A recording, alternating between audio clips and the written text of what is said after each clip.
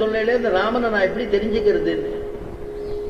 யார் ஒருவன் உன் முன்னாடி வந்து நிற்கும் பொழுது உன்னுடைய மனசு பறிகொடுக்கிறையோ, அவனிடத்துல உன்னுடைய மனசு ஈடுபடுறதோ, அவனுக்கே ஆட்பட்டு இருக்கணுங்கிற ஒரு எண்ணம் ஏற்படுறதோ, அவனுடைய வடிவடைகளை உன்னை நீ மறந்து போகிறியோ, அவன்தான் சக்கரவர்த்தி திருமகன், அவன் தான் ராமபிரான்னு தெரிஞ்சுக்கோ. அதுக்கு பிறகு நீ அவனுக்கே ஆட்பட்டு தொண்டு செய்வாயாகன்னு சொல்லியிருக்கார். அதனால ஆஞ்சநேயன் ராமபிரானையும் இளைய பெருமானையும் பார்த்த உடனே சேவிச்சுட்டு கேட்கிறா, ராஜரிஷி தேவ பிரதிபவும், நீங்க ராஜாக்கள் போல இருக்கலே, தேவர்கள் போல இருக்கலே, ரிஷிகுமார்களா, ரிஷிகள் போல இருக்கலே, யாரு நீங்க அப்படின்னு சேவிக்கிறார். சேவிச்சு கேட்கிறான்னு ஆஞ்சநேயன். அப்புறம் தான் ராமபிரான் இளைய பெருமாள் மூலமா சொல்றார், நாங்க தசரத குமாரர்கள் அப்படின்னு, தசரதருடையதான குமாரர்கள் நாங்கள்லாம் அப்படின்னு சொல்றார். அதனால தசரதனுடையதான குமாரர்கள்ங்கிறத இளைய பெருமாள் மூலமா சொல்ல, அதுக்கு பிறகு சந்தோஷத்தோட கூட எங்களுடைய தலைவன் சுக்ரீவன் இருக்கா, சுக்ரீவனுக்கு நடந்த நிகழ்ச்சிய, வாலியினால பட்ட அவஸ்தைய, ராஜ்யத்தை பிடிங்கிட்டு மனைவியை பிடிங்கிட்டு அனுப்பிச்சதான ஒரு விஷயத்தை எடுத்து சொல்றான். ஆஞ்சநேயன் எடுத்து ராமபிரான் இடத்துல சொல்லி, ராமபிரான அழைச்சிட்டு தோல்ல அழைச்சிட்டு வந்து, தோல்ல தூக்கிட்டு வந்து எங்க கொண்டு வந்து இறக்கி விடுறான்னா, சுக்ரீவனுடைய குகைக்கு முன்னாடி இறக்கி விட்டு சுக்ரீவனுக்கும் ராமனுக்கும் ஒரு நட்பு ஏற்படுத்தி கொடுக்கிறான் ஆஞ்சநேயர். அக்னி சாட்சியான ஒரு நட்பு, அந்த நட்பை ஏற்படுத்தி கொடுக்கிறான். அதுக்கப்புறமா அந்த ராஜ்யத்தை, கிஷ்கிந்தா ராஜ்யத்தை வாலிய வதம் பண்ணி கிஷ்கிந்தா ராஜ்யத்தை சுக்ரீவனுக்கு முடிசூட்டி வைக்கிறார் சக்கரவர்த்தி திருமகனான ஆஞ்சநேயர். இப்படி பலவிதமான கைங்கரியம் பண்ணிட்ட பிறகு சுக்ரீவன் சொல்றா, நீங்கள் இழந்த சீதையை நான் என்னுடைய சைன்யங்களோட கூட நான் தேடி கொடுக்கிறேன் அப்படின்னு சொல்லி சைன்யங்கள்லாம் வரவழைச்சு 4 திக்குகளையும் அனுப்புறான். வானரர்கள்லாம் கூட்டங்கள். அப்ப தெற்கு திக்கில் இருக்கக்கூடியது முக்கியமான திக்காக கருதப்படுறது. அதுல பொறுக்கி எடுத்ததான வானரர்களை அப்படி அனுப்புறான் சுக்ரீவன். அதுல ஜாம்பவான், அங்கதன் போன்ற வானரர்கள், நம்முடையதான மகாவீரனான ஸ்ரீ ஆஞ்சநேயன், அவள்லாம் தெற்கு திக்கில புறப்பட போறா சீதையை தேடிட்டு வர்றதுக்கு.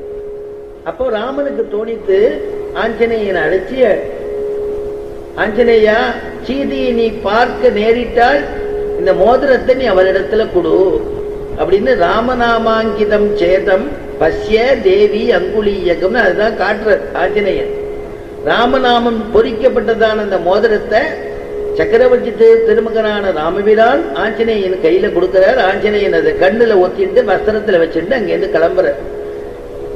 எல்லாரும் கிளம்பி போயிட்டே இருக்கா. தெற்கு திசையை நோக்கி போறா, சீதையை பார்க்கணுங்கிற எண்ணம்.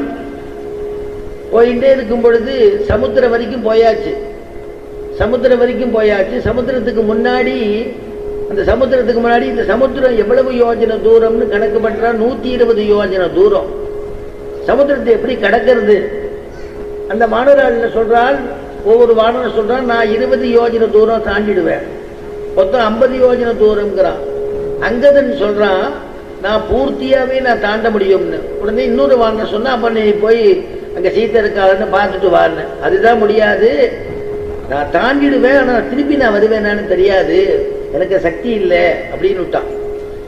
அப்போ ஜாம்பவான் பார்த்தார், இவாள்லாம் மந்திராலோசனை சபை பண்ணிட்டு இருக்காளே, அப்ப இதுக்கு யார் இந்த காரியத்தை செய்யக்கூடியவர்னு ஜாம்பவானுக்கு தெரியும். அப்ப ஆஞ்சநேயன் எங்க இருக்காருன்னு ஆஞ்சநேயன் எங்கன்னு தேடுறார்.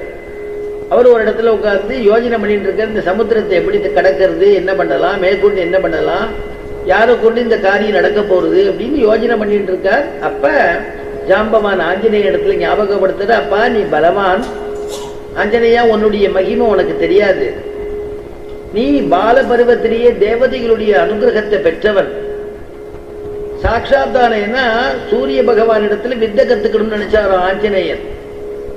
சூரியன் இடத்துல கேட்டார், நான் உன்னிடத்துல வித்தை கத்துக்கணும்னு நான் வந்திருக்கேன், எனக்கு எல்லா வித்தியும் சர்வ வித்தியும் சொல்லிக் கொடுத்துருக்கோம், நீங்க எனக்கு ஆசானாக இருக்கணும், ஆசிரியராக இருக்கணும், ஆச்சாரியனாக இருக்கணும்னு கேட்டாராம். சூரியன் சொன்னா, நான் மூவிங்லயே இருப்பேன், எப்போதும் நான் போயிட்டே இருப்பேனப்பா, தகிக்கக்கூடிய அக்னி, நீ எப்படி என்னிடத்துல கத்துப்ப அப்படின்னு. உடனே நீங்க கத்துத்தரேன்னு சொல்லுங்க, நான் கத்துக்கிறேன்னாராம். சரி சொல்லிக் கொடுக்கிறேன்னு உடனே சூரியனுக்கு அபிமுகமாக முன்னாடி நின்று